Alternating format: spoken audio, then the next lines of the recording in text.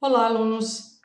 Nesta aula, observaremos o caminho percorrido pela China no século XX, que possibilitou sua revolução em 1949, bem como suas particularidades no seu regime socialista, com destaque para a Revolução Cultural.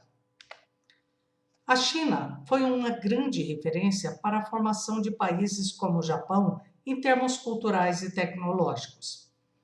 No século XV, período das grandes expedições marítimas europeias, a China possuía grande desenvolvimento de navegação. Vimos que esta sofreu forte exploração entre os séculos XIX e XX no processo chamado de imperialismo. Após a Guerra do Ópio, ocorrida entre 1839 e 1842, teve que ceder territórios aos britânicos e seu comércio da droga, que era realizado com a Índia. A dinastia Manchu não conseguiu impedir o domínio estrangeiro sobre sua economia, e outras potências também receberam concessões, como a França, a Rússia e o Japão. Entre 1899 e 1900, ocorreu a Guerra dos Boxers, organizada por um grupo nacionalista contra o domínio estrangeiro sobre seu território. A pobreza e o desemprego foram os combustíveis para o movimento, e seus participantes atribuíam a situação às importações estrangeiras e passaram a atacar símbolos do domínio ocidental sobre a China, como linhas de telégrafo e estradas de ferro. Para sufocar a rebelião, foi organizada uma força internacional composta de 20.000 soldados. O governo chinês teve que pagar pesadas indenizações e permitir a exploração de vários portos às potências estrangeiras.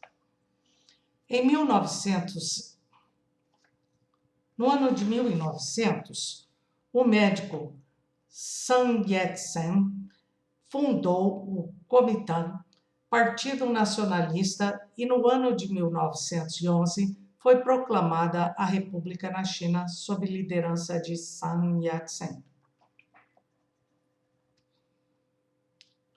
Em 1900, o médico Sun Yat-sen fundou o Kuomintang, Partido Nacionalista, e no ano de 1911 foi proclamada a República na China sob a liderança de Sun Yat-sen. Mas os problemas internos persistiram e, a partir de 1920, surgiu uma nova forma de resistência nacionalista, o Partido Comunista Chinês, inspirado na vitória da Revolução Russa de 1917. Entre seus fundadores estava Mao Tse-tung. Em 1925, com a morte de Sun Yat-sen e o Partido Nacionalista, Em 1925, com a morte de Sun Yat-sen, o Partido Nacionalista passou a ser controlado por Chiang Kai-shek, que perseguiu os comunistas. Os principais líderes, entre eles Mao Tse-tung, fugiram para áreas rurais da China.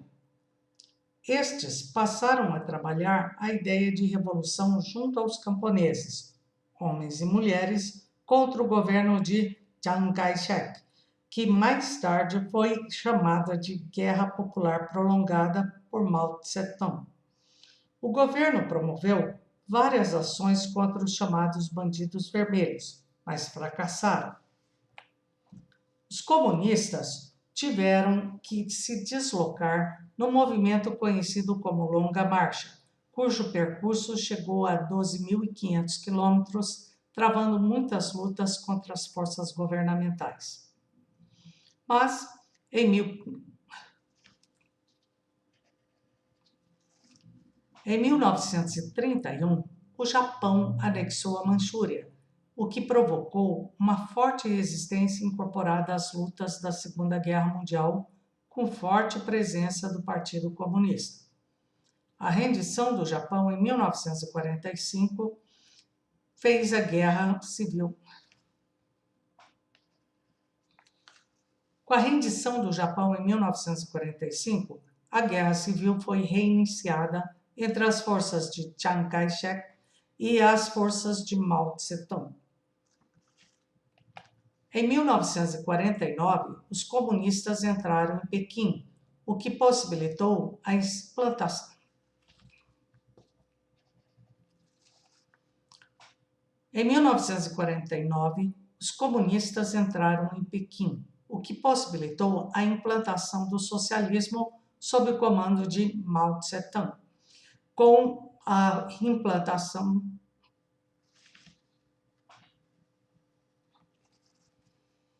Em 1949, os comunistas entraram em Pequim, o que possibilitou a implantação do socialismo sob o comando de Mao Tse-tung, com a República Popular da China. Foi estabelecida a ditadura de um único partido, o Partido Comunista, a coletivização do campo e a nacionalização das grandes empresas de inspiração soviética. O Estado se responsabilizou pela assistência médica, educação, creches, funerais, entre outros, liberando as mulheres para a produção. As mulheres, principalmente as camponesas, apoiaram o Partido Comunista pela igualdade de direito à educação e contra a violência doméstica, rompendo com o modelo patriarcal que existia na China. Entre 1959 e 1961, a produção agrícola teve forte queda, provocando grande fome na China. Para superar as dificuldades de industrializar o país, o governo de Mao Tse-tung criou o novo projeto em 1958, chamado de O Grande Salto à Frente. Mas as metas estipuladas estavam além das possibilidades, embora tivesse contado com o apoio da população. Com a posse de Khrushchev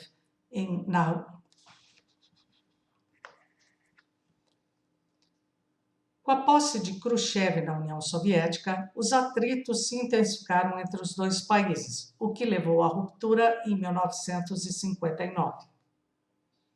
Em 1966, para superar as dificuldades, Mao Tse-tung lançou a Revolução Cultural. No plano econômico, esta atrasou o avanço tecnológico do país, pois houve dura perseguição aos intelectuais, principalmente aos professores universitários e artistas, enviados para trabalho compulsório no campo. A proposta era apagar o passado da China e fixar a imagem do grande líder Mao Tse-tung, além de formar. A proposta era apagar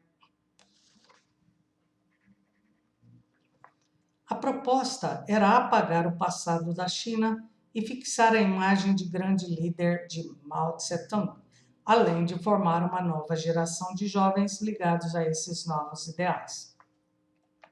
A partir da década de 1970, a China se aproximou do governo dos Estados Unidos, o que garantiu a esta uma cadeira na Assembleia Geral da ONU. Apesar da morte de Mao Tse-tung em 1976, o Partido Comunista continuou politicamente fechado. Mas em 1979, houve a ascensão do líder reformista Deng Xiaoping, o que levou a grandes transformações econômicas, com uma forte abertura ao mercado mundial. Em 1989, ocorreram manifestações duramente reprimidas na Praça da Paz Celestial em Pequim. Estas propunham a liberdade de imprensa e de expressão. O crescimento chinês foi gradativo e constante, e nas últimas décadas, sua economia ganhou destaque com o comércio internacional. Primeiro vendendo artigos simples a preços mais do que competitivos, até atingir um grupo mais avançado de produtos sofisticados e ainda assim competitivos. A indústria chinesa tem demonstrado uma forte capacidade produtiva, o que fez o país se tornar um grande investimento externo e direto. A indústria chinesa tem demonstrado uma forte capacidade produtiva, o que fez o país se tornar um centro de investimentos externos diretos. Apesar da China não ser uma democracia e o governo exercer forte controle sobre a sociedade, o país tem se confirmado como grande potência do século XXI. Para se preparar, pegue o caderno de exercícios 4, capítulo 6 e faça os exercícios 1, 2, 3, 4 e 6. Bons estudos!